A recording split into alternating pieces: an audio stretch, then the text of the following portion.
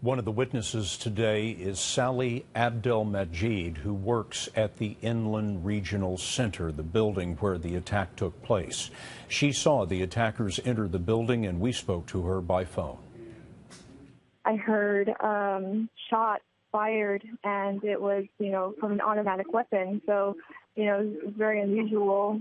Why would we hear shots? As we look out the window, a second set of shots goes off, and it's just pop, pop, pop, pop, pop, pop. And we saw a man fall to the floor. Then we just looked, and we saw three men dressed in all black military attire with vests on. They're holding assault rifles, and they opened up the door to Building 3. And one of them opens up the door to Building 3. He starts to shoot. He just, shoots all over into the room. That's the room that we typically have conferences in. And we just heard more gunshots go off. I got my phone. I reached for my phone. I called 911.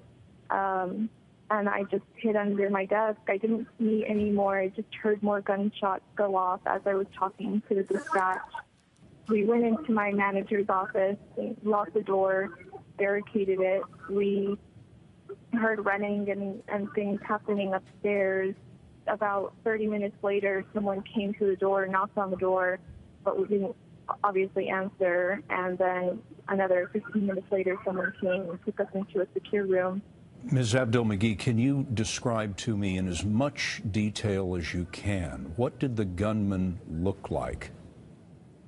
I couldn't see his face. He had a black hat on, and from my view, all I could see was just a black hat and black long-sleeve shirt, possibly gloves on.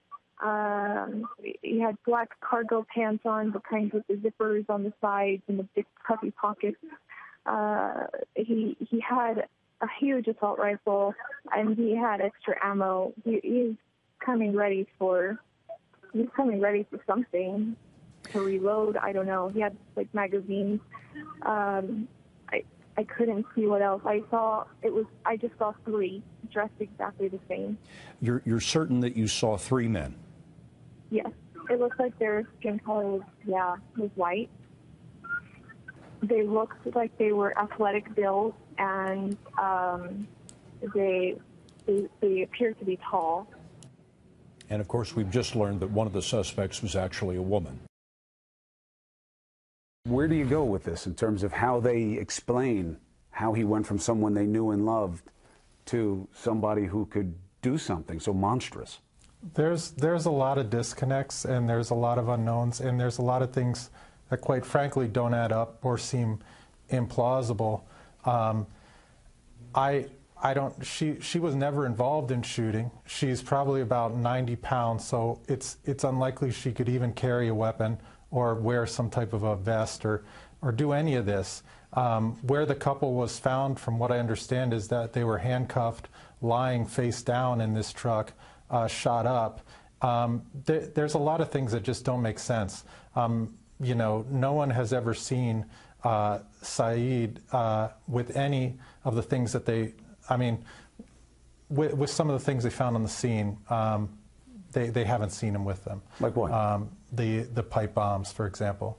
No one had ever seen him use or have anything like that, and it just doesn't make sense for these two to be able to act like some kind of Bonnie and Clyde or something. It's just ridiculous. It doesn't add up. They don't have the military skills to carry out something like this, really, frankly. Authorities go back and forth on whether or not this shows sophistication or lack of sophistication in terms of how it was carried out. But are you saying that you're not sure that they did this?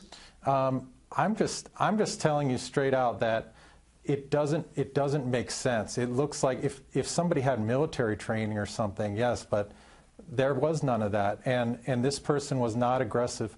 We sat with the FBI for 3 hours, and they tried to identify some characteristics or some affiliations that he might have had that could have led him to act in this way, and they couldn't find anything. They were totally stumped, totally frustrated.